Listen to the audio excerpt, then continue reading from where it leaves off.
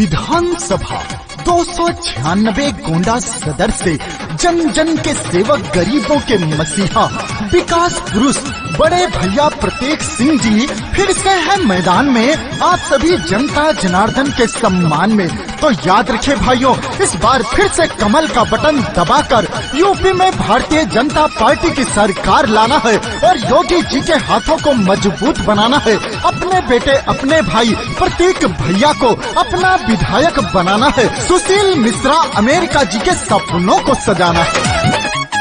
चाहे जितना जोर लगा लो, चाहे जितना शोर मचा लो, चाहे जितना शोर मचा लो, चाहे जितना जोर लगा लो, चाहे जितना शोर मचा लो, जीतेंगे प्रतीक सिंह ही, आएंगे फिर योगी ही, विधायक बनेंगे प्रतीक जी, आएंगे फिर योगी ही, विधायक बनेंगे प्रतीक जी।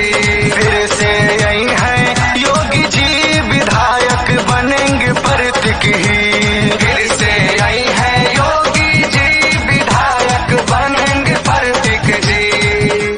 सोच ईमानदार, काम दमदार, यूपी में फिर से एक बार भाजपा की सरकार। मेरे भाइयों एवं बहनों, यूपी को सुंदर स्वच्छ बनाना है तो फिर से इस बार भाजपा की सरकार लाना है।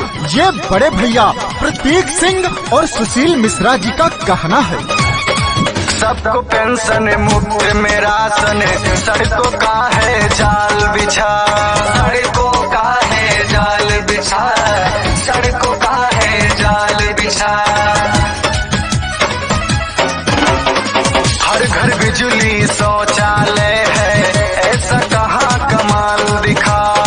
गोंडा सदर की जनता बोले, गोंडा सदर की जनता बोले, आस पूरी होगी ही, आएंगे फिर योगी ही, विधायक बनेंगे प्रतीक जी, आएंगे फिर योगी ही, विधायक बनेंगे प्रतीक जी। फिर से यही है योगी जी, विधायक बनेंगे प्रतीक जी, फिर से यही है योगी जी, विधायक बनेंगे प्रतीक जी। बड़े भैया प्रतीक भूषण सिंह जी ने गोंडा सदर को सुंदर बनाने का काम किया, हर चौक में तिरंगा लाइट लगवाने का काम किया, ओवर ब्रिज पास करवाने का काम किया। मेरे भाइयों एवं बहनों, फिर से कमल का बटन दबाकर प्रतीक भैया को अपना विधायक चुने। सोच ईमानदार, काम दमदार, प्रतीक सिंह याद रहे, प्रतीक सिंह जी याद रहे, प्रतीक सिंह जी याद रहे। योगी जी के जैसा सीएम सारी जनता मांग रहे, घर घर में भगवा लहरेगा, घर घर में भगवा लहरेगा, जीतेगी बीजेपी ही, आएंगे फिर योगी ही, विधायक बनेंगे प्रतीक जी, आएंगे फिर योगी ही, विधायक बनेंगे प्रतीक जी। फिर से यही है योगी जी, विधायक बनेंगे प्रतीक ही, फिर से यही है योगी जी, विधायक बनेंगे प्रतीक जी।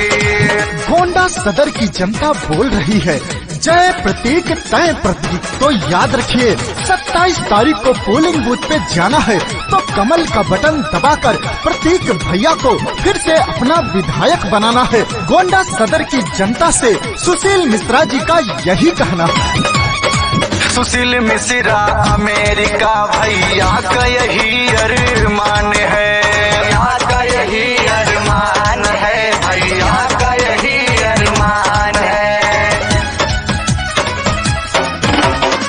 अपने प्रतीक भैया जीते, इनकी अलग पहचान है। पोलिंग पे